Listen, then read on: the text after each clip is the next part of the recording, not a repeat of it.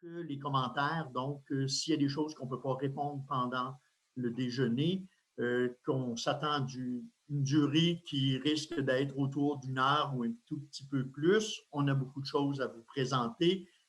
Et on en profite parce que vous êtes un peu partout au Québec, même en Haïti, pour faire un survol de l'ensemble de nos activités, donc sans aller très à fond dans chacun des sujets, mais vraiment faire un survol.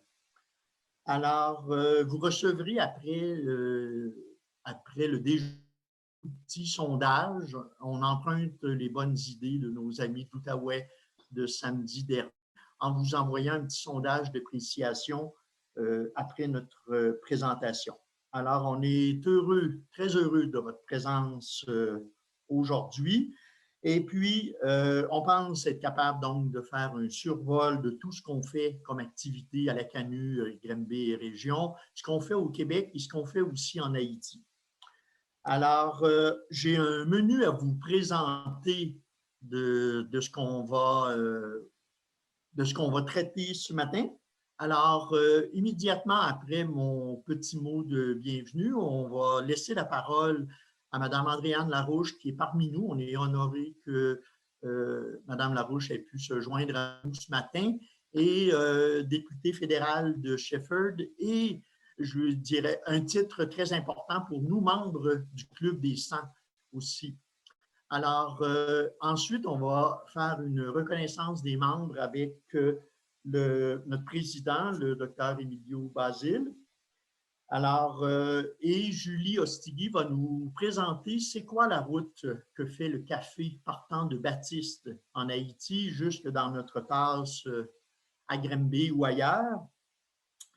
Et après ça, on va faire un petit retour sur le projet du savoir des gens de la Terre qu'on a fait en partenariat, ou plutôt qu'on s'est associé avec UPADI dans les 4 dernières années, projet dont on a parlé déjà à un déjeuner précédent, mais on va vous faire juste un tout petit retour et on aura la présence de Josiane Desjardins qui a eu l'occasion de se rendre sur place, qui est journaliste indépendante et actuellement du côté de Port-au-Prince.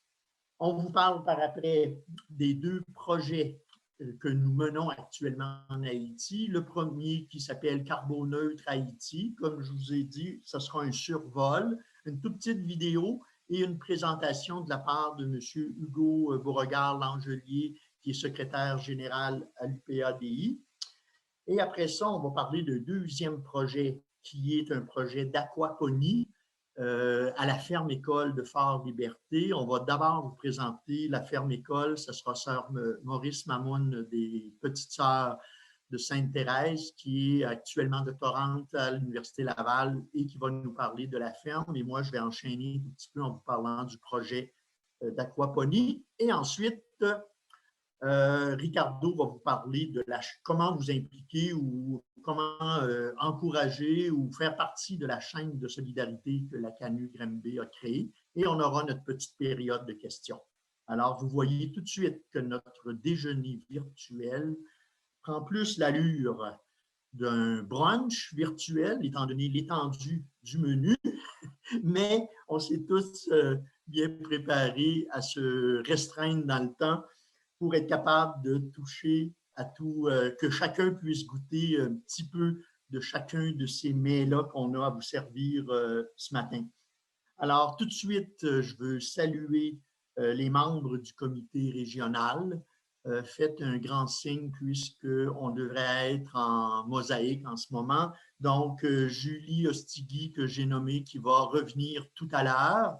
Ricardo Germain, qui est en soutien technique très, très important ce matin et des personnes qu'on va moins voir. Donc, notre, je dirais, plus ancien membre, Germain Touchette.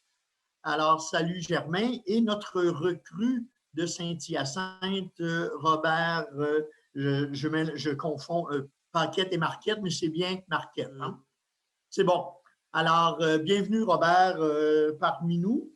Alors, et aussi la présence de nombreux membres qui sont de d'autres régions, d'Outaouais ou d'ailleurs des Bois-Francs, de Montréal. Alors, bienvenue à notre déjeuner annuel.